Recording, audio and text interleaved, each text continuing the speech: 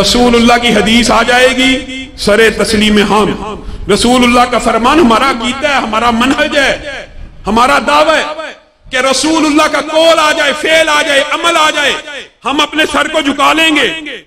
لیکن آپ نے اور میں نے بھی اس میں ایک بہت بڑی ٹھوکر کھائی اور غلطی کھائی۔ وہ کیا؟ ہم نے یہ سمجھا کہ رسول اللہ کا دین صرف مسجد کے لیے آیا ہے، رسول اللہ کا دین صرف عبادات کو سیدھا کرنے کے لیے آیا ہے، رسول اللہ کا دین صرف نمازوں کو درست کرنے کے لیے آیا ہے۔ یہ جو فلسفہ، یہ جو مغالطہ ہے، یہ آپ کی اور میری بہت بڑی فکری غلطی ہے کہ رسول اللہ منبر کے تو امام ہیں، مسجد کے اندر کے تو امام ہیں، لیکن رسول اللہ بازار کے امام نہیں ہیں۔ مسجد کے تو امام ہیں، عدالت کے امام نہیں ہیں۔ مسجد کے تو امام ہیں، ریاست کے امام نہیں ہیں۔ مسجد کے تو امام ہیں، سیاست کے امام نہیں ہیں۔ رسول اللہ مسجد کے امام ہیں، یہ ہمارا عقیدہ ہے، لیکن جیسے رسول اللہ مسجد کے امام ہیں ویسے ہی ریاست کے بھی امام ہیں، سیاست کے بھی امام ہیں، معاملات کے بھی امام ہیں، معاشرت کے بھی امام ہیں، بازار کے بھی امام ہیں۔ آپ سب مل جائیں، ہم سارے جتنے ہیں ابھی یہاں پہ سجدہ کرنا شروع کریں، سبحان اللہ پڑھیں، اللہ اکبر کہیں، اللہ اللہ کی ضربیں لگائیں، اللہ کی قسم پورے عالم کفر کو آپ کے سجدوں سے، آپ کے رکوع سے، آپ کی نمازوں سے کوئی فرق نہیں پڑے گا۔ لیکن آپ میں سے چند لوگ، آپ میں سے صرف چند لوگ اور کہنے والوں کے رفقا میں سے چند علماء اس بات کے لیے کھڑے ہو جائیں کہ یہ رسول اللہ کا دین صرف مسجد میں نافذ ہونے کے لیے نہیں آیا، معاشرے پہ نافذ ہونے کے لیے بھی آیا ہے۔ والذی ارسل رسولہ بالہدی ودین الحق لیظہرہ، رسول اللہ کا دین پورے معاشرے پہ غالب ہونے کے لیے آیا تھا کہ صرف مسجدوں کے لیے آیا تھا؟ آپ کو اور مجھے جگیردارانہ نظام نے، سرمایہ دارانہ نظام نے اتنا گمراہ کیا، اگر ہم میں سے صرف چند لوگ اور آپ کو کھڑا ہونا پڑے گا رسول اللہ کے دین کے لیے، اقامت دین کے لیے چند لوگ کھڑے ہو جائیں، پورا عالم کفر آپ کے خلاف کھڑا ہو جائے گا، پورا عالم کفر آپ کے خلاف کھڑا ہو جائے گا۔ وجہ کیا ہے؟ وجہ بھی سن لیجئے، وجہ بھی بڑی دقیق اور عمیق ہے لیکن عام فہم ہے۔ اللہ کی قسم وہ بھی یہ جانتے ہیں سرمایہ دارانہ نظام کس نے بنایا ہے؟ انسانوں نے۔ اشتراکیت، سوشلزم، کمیونزم، یہ سارے نظام کس نے بنائے ہیں؟ انسانوں نے۔ یہ جو نظام مصطفیٰ ہے یہ کہاں سے آیا ہے؟ آسمان سے۔ وہ بھی یہ بات سمجھتے ہیں کہ یہ نظام جب بھی نافذ ہوگا تبدیلی آ جائے گی۔ 1400 سال پہلے آیا، معاشرے سے برائی ختم، اس طرح ختم ہوئی، اس طرح ختم ہوئی۔ علماء بیٹھے ہیں کہ حدود اللہ کے جو جرائم ہیں ان میں سے ایک جرم جو ہے سنگین اور کبھی پوری رسول اللہ کی زندگی میں اس کے اوپر جب بھی حد لگی ہے، کیسے لگی ہے؟ اقرار جرم کے ساتھ۔ یعنی جب رسول اللہ کا دین معاشرے کے اوپر غالب آ جاتا ہے تو بندے کے اندر سے یہ آواز نکلتی ہے کہ میرے گناہوں کو پاک کر دیا جائے، میں رب کے سامنے گناہوں سے پاک اور صاف ہو کر پیش ہونا چاہتا ہوں۔ یہ وہ فلاسفر اور تھنک ٹینک سمجھتے ہیں کہ رسول اللہ کا دین 1400 سال پہلے آیا، معاشرے سے برائی ختم، معیشت نے ترقی کر لی، ڈکیتی، زنا ختم، چوری چکاری، رشوت ختم۔ یہ ایک فارمولہ ہے، یہ نظام ہے، یہ نظام اللہ نے نافذ کیا ہے۔ یہ پانی ہے، یہ ایک فارمولے سے مارد وجود میں آتا ہے، H2O، 2 ہائیڈروجن کے ایٹم ہو، ایک آکسیجن کا ایٹم ہو۔ 1400 سال پہلے ہائیڈروجن کے 2 ایٹم ملے، آکسیجن کا ایک ایٹم ملے تو کیا بنے گا؟ پانی۔ آج ملے تو کیا بنے گا؟ کیا کوئی عقل مند یہ کہے گا کہ 1400 سال پہلے تو ہائیڈروجن کے 2 اور آکسیجن کا ایک ملا تھا تو پانی بن گیا تھا، 1400 سال بعد نہیں بنے گا؟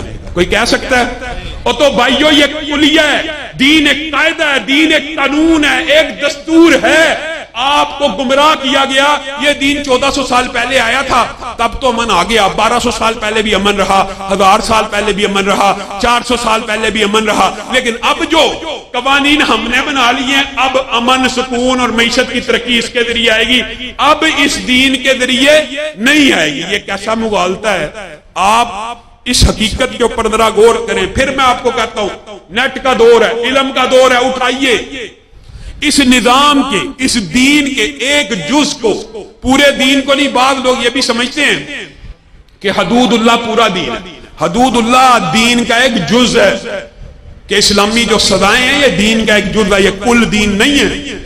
اس کے ایک جز کی اتنی برکت ہے، اتنی برکت ہے، آپ نیٹ کے اوپر جا کے سرچ کر لیجئے، خلیج ممالک میں یہ ایک جز حدود اللہ کا نافذ ہوا، کتنے سو سال بعد، اسلام کے 1400 سال گزرنے کے بعد نافذ ہوا۔ آپ حیران رہ جائیں گے کہ سعودی عرب میں ایک سال میں جتنے جرائم ہوتے ہیں نا، ایک سال میں جتنے جرائم ہوتے ہیں سعودی عرب میں، نیو یارک سٹی میں، ایک شہر میں ایک دن میں اس سے زیادہ جرائم ہوتے ہیں۔ یہ نظام ہے، یہ دستور ہے، لیکن سرمایہ دارانہ نظام نے آپ کو کیا کہا؟ وہ مولوی مسجد کے اندر بیٹھ کے، منبر رسول کے اوپر بیٹھ کے سیاست کی بات کر رہے۔ سیاست کی بات کون کرے؟ یا چور کرے، لٹیرا کرے، جگیردار کرے، سرمایہ دار کرے۔ رسول اللہ کی حدیث کو ہم نے بھی چھوڑ دیا، کیا یہ رسول اللہ کی حدیث نہیں تھی؟ آئیے آپ کو بھی دعوت فکر ہے، رسول اللہ نے نہیں تھا فرمایا بنی اسرائیل کے اندر ایک نبی جاتا، اس کا سیاسی وارث دوسرا نبی بن جاتا، اور پھر رسول اللہ نے کوئی بات سمجھانے میں چھوڑی نہیں تھی۔ آپ جرم وار ہیں، آپ بھی جو اپنے آپ کو منہج سلیم کا دعوے دار کہتے ہیں، آپ بھی اس گناہ میں شامل ہیں۔ رسول اللہ کی حدیث بھول گئے کہ میری امت میں نبی نہیں آئیں گے، میری امت میں نبی نہیں آئیں گے، لیکن میری امت میں علماء آئیں گے، میری امت میں علماء، اور وہ میرے کیا ہوں گے؟ سب نے سنی ہوئی ہے، وہ میرے وارث ہوں گے۔ کیا وہ صرف منبر رسول کے وارث ہوں گے؟ سیاست رسول کے وارث نہیں ہوں گے؟ تخت رسول کے وارث نہیں ہوں گے؟ عدالت رسول کے وارث نہیں ہوں گے؟ معاشرت اور معاملات رسول کے وارث نہیں ہوں گے؟ یہ تو حضرت شعیب کی قوم کا پورا واقعہ قرآن پاک میں موجود ہے۔ ان کو بھی قوم نے یہی کہا تھا، تیری نماز مسجد تک رہ جائے ہمیں قبول ہے، اگر تیری نماز باہر نکل کے بازاروں میں آ کے ہمیں سود سے، ہمیں ناپ تول میں کمی سے، مراد یہ ہے اگر حرام کاری سے باہر آ کے روکے گی مسجد سے نکل کر، اور نکل کر خانقاہوں سے ادا کر رسم شبیری، اللہ کی قسم دین اس وقت تک غالب نہیں آئے گا۔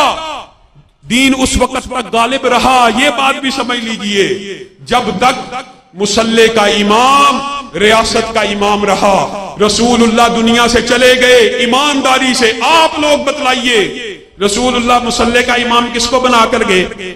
ابو بکر کو۔ سب کا عقیدہ ہے نا اہل سنت کا، کس کو امام بنایا؟ ابو بکر کو صرف مصلی کا امام بنایا تھا کہ ریاست کا بھی بنایا تھا؟ کہاں تمہاری عقلیں؟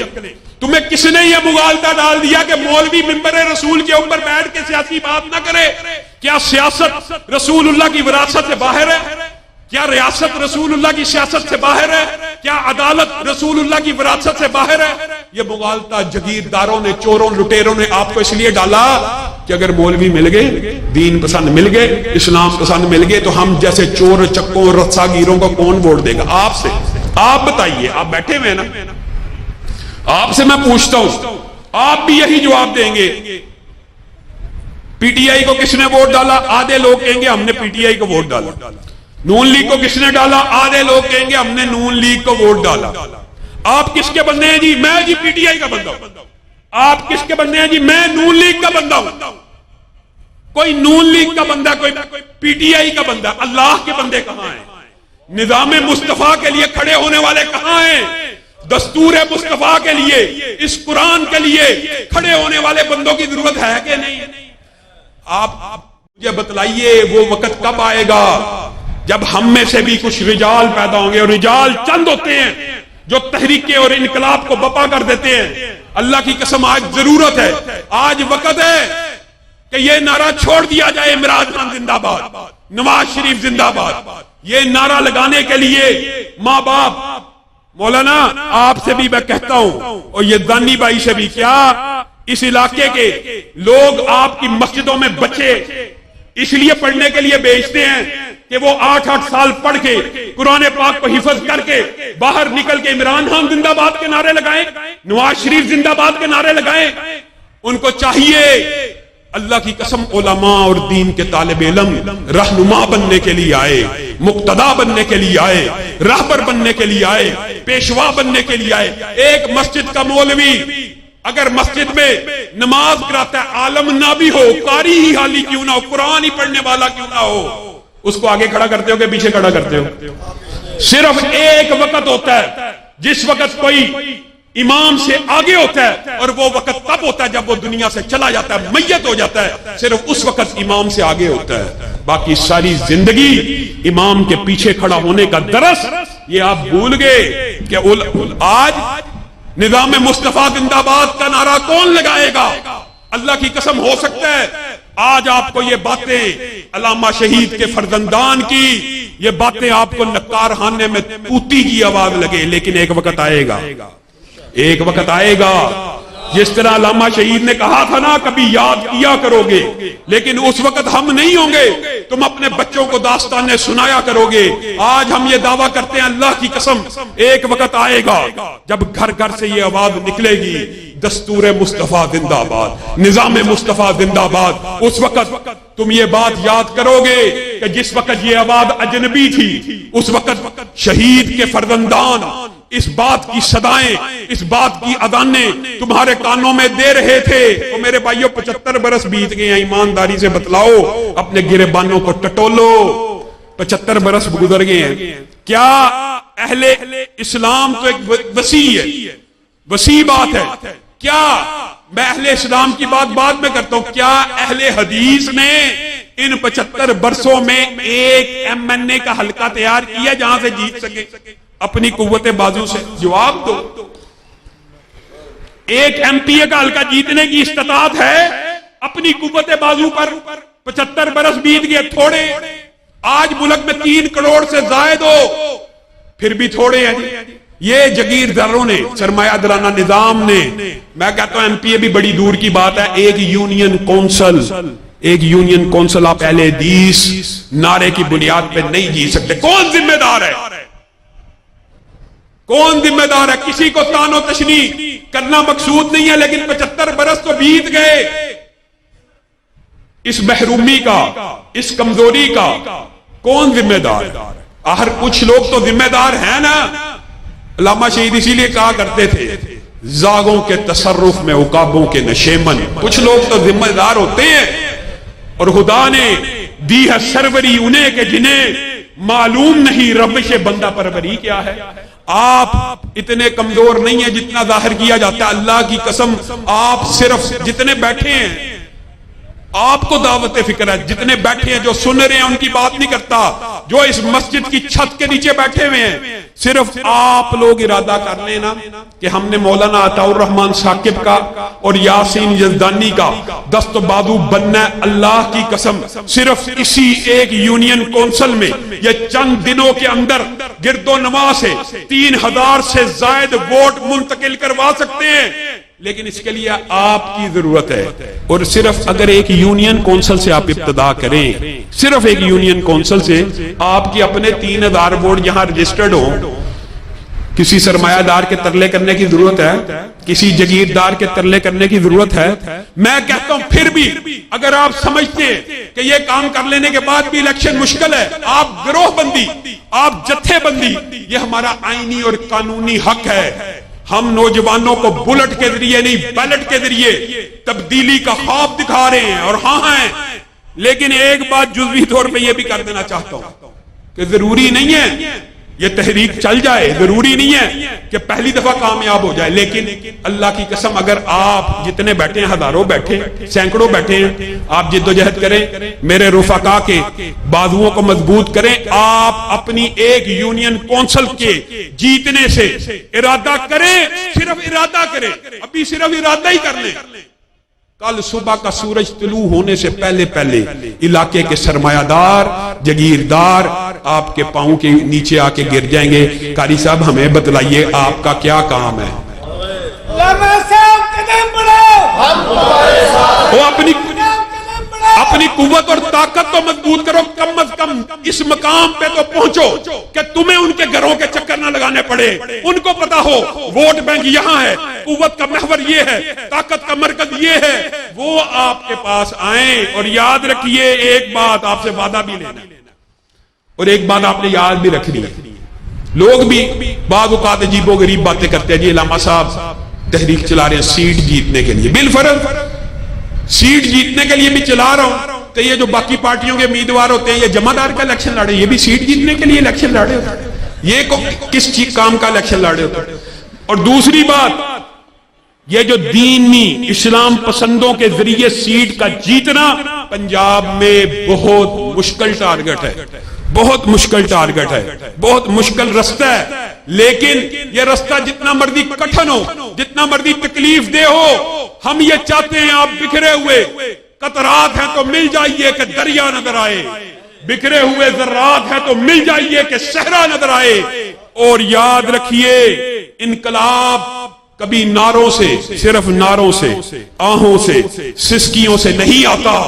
انقلاب کے لیے مجھے آپ لوگوں کے جذبات کی ضرورت ہے، آپ لوگوں کے ولولوں کی ضرورت ہے، آپ لوگوں کے تنتنوں کی ضرورت ہے، آپ لوگوں کے ہمہموں کی ضرورت ہے. اللہ کی قسم سیٹ ہو تب بھی، اور اگر سیٹ نہ بھی ہو، یہ بات بھی سن لیجئے اور اسی بات پہ اپنی بات کو ختم کروں گا. کیا آپ یہ سمجھتے ہیں کہ علامہ شہید کے بیٹوں کو یا حافظ ہشام الہی ظہیر کو دفاع صحابہ کرنے کے لیے کسی کرسی کی ضرورت ہے؟ ختم نبوت کے لیے ہمیں کسی کرسی کی ضرورت ہے؟ اللہ کی قسم جب بھی صحابہ کی ناموس کے اوپر حملہ ہوگا، رسول اللہ کی ختم نبوت پہ حملہ ہوگا، ہم ایسے بے ایمانوں کو ٹکرا کر پاش پاش کر دیں گے. آپ میرا ساتھ دینے کے لیے تیار ہیں؟ صرف آپ لوگ اگر یہ عزم کر لیں کہ ہم نے اپنی قوت کو، طاقت کو منوانا ہے. جب کوئی صدا آئے، جب قاری صاحب آپ کو کہیں روڈ بلاک کر دو، ہمارا آئینی اور قانونی حق ہے، ہمارے مظلوموں کو پکڑا گیا، جعلی پرچے کٹائے جا رہے ہیں، جس وقت آپ روڈ بلاک کر دیں گے اللہ کی قسم D I G, S P, S H O آپ کے پاؤں کے نیچے آ کر آپ سے مذاکرات شروع کر دیں گے. قانونی حق ہے، اپنے حقوق ضروری نہیں ہے کہ ہر وقت مانگے ہی جائیں. اب وقت آ گیا ہے کہ ہم نے حقوق کو چھین لینا ہے، پھر ٹوٹ گریں گی زنجیریں اور زندانوں کی خیر نہیں. یہ دریا جھوم کے اٹھے ہیں، تنکوں سے نہ ٹالے جائیں گے اور جوش میں ہے طبیعت قتیل. آج کل سامنے جو بھی آیا وہ بہ جائے گا. یہ ندیک زمانے سے مشہور ہے اپنی موذ اور طغیانیوں کے لیے. وآخر دعوانا ان الحمدللہ رب